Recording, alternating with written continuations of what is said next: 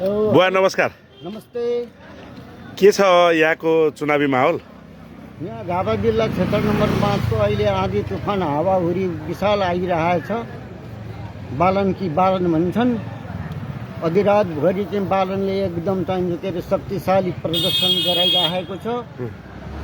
कुन नेताले अहिलेसम्म चाहिँ यो चाहिँ सारा नेपाल अधिराज्यभरिको कुन जिल्लामा गएर उसले चाहिँ आफ्नो नेताहरूलाई आफ्नो उठेको नेताहरूलाई चाहिँ के अरे सम्बोधन गरेर भोट यसमा हाल्नुपर्छ भनेर भन्नु कसैले भन्नु सकेन। बालन अधिराज्यभरि आफ्नो शक्ति प्रदर्शन गर्दैछ। के हुन्छ यो त एमालेको केपिओलीको गढ हो भन्छन् नि। गढ भनेर के गर्नु? सबै आधी तुफान हुरी आइरहेछ नि। कसको पक्षमा? बालनको पक्षमा आधी तुफान हुरी आइरहेको छ। पुरै गौरादह तपाईको दमक यो क्षेत्र नम्बर 5 गौरीगञ्ज सबै गौरीगञ्जमा त पुरै साफै भन्छ। तपाईको घर परिवारमा के भन्छन्? घर परिवारमा मेरो 2टा बच्चाले नहाल्ने भयो। बालनलाई 3टा बच्चाले कसले कसलाई नहाल्ने भए? बालनलाई नदिने भए। राप्रपालाई दिन्छु भन्छ नि बच्चा। त्यसो नगरेर अहिलेको युवा पिँढीका बच्चालाई हेर्नुपर्छ। हामीले हेरौँ भनेको पछि हेरौँला, सल्लाह गरौँला बुवा भन्छौँ। अनि कसलाई दिने रे? राजावादीलाई दिने भन्छ घरको बच्चाहरूले। त्यसै बालन तपाईको घरमा भोट माग्न आयो भने के भन्नुहुन्छ?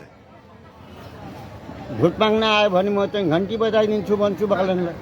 अनि देश बनाऊ।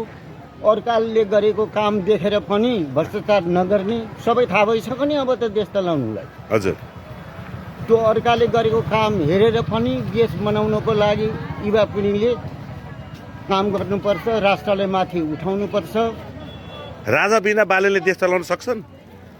सक्दैन भनेर त पहिले राजा पनि ल्याऊ भनेर सुझाव दिनुहुन्छ। छ सुझाव दिनुहुन्छ। अन्त त्यो अभिभावकको रूपमा बस्यो राजाले।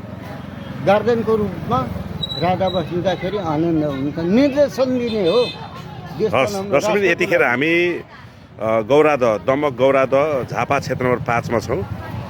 झापा क्षेत्र नम्बर 5 मा यो बजार हो, हेर्न सक्नुहुन्छ। यहाँ बुवा हजुर शुभ नाम के? शेरबहादुर खड्का, गौरादह बजार 1। भनेपछि हावाहुरी आधी तुफान हो सबै बालन बालन हाइरी हाइ छ।